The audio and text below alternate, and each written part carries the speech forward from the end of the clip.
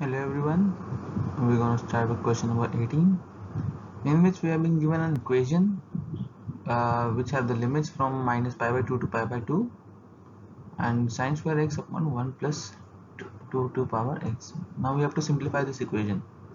So first we will let I equals to the equation which will be our first equation.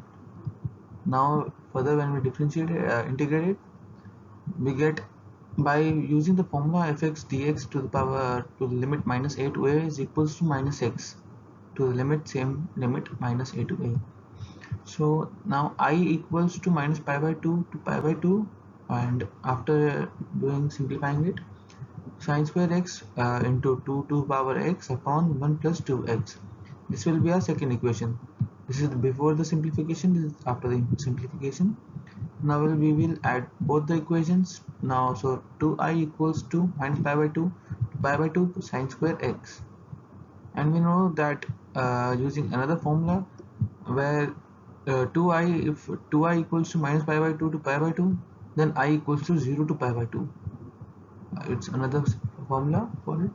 So now we will have I equals to 0 to pi by 2 sine square dx, and now we know another form. Now we will divide by 1 by 2 on both the sides, and from another equation we will simplify it and we get minus cos 2x dx, and by putting the limits 0 to pi by 2 we have the result pi by 4.